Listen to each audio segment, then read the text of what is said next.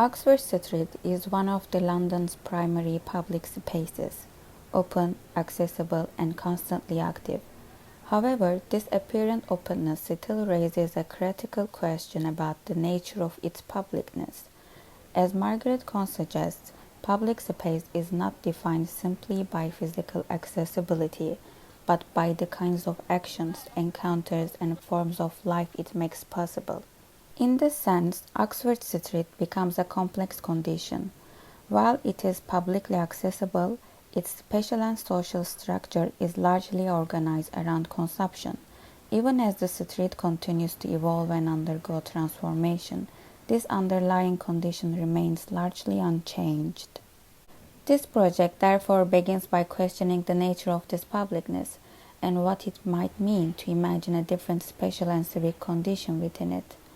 Rather than reinforcing its existing commercial logic, it proposed a radical transformation, a platform where contemporary social and political issues can be discussed and made visible. The design process began with an investigation of different spatial typologies.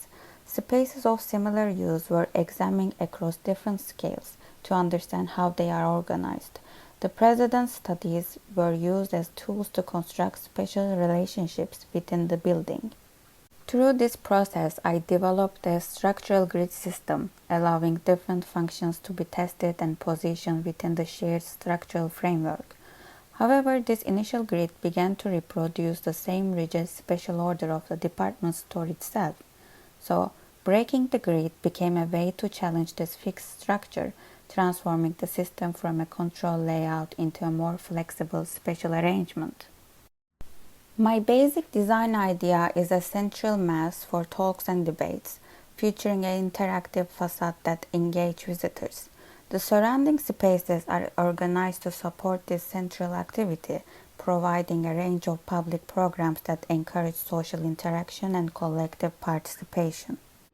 While working on this proposal, I studied precedents related to my design ideas to understand how public environments attract people into a space and encourage them to spend time there. How different programs coexist in the building, and how public life can develop around a large central mass.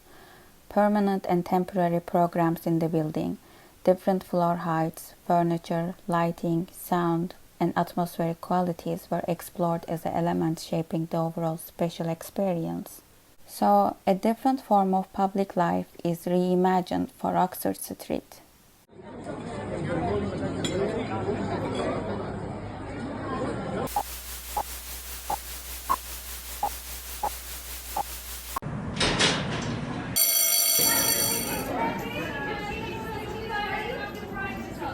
And our children, and for generations to come. Thank you so much.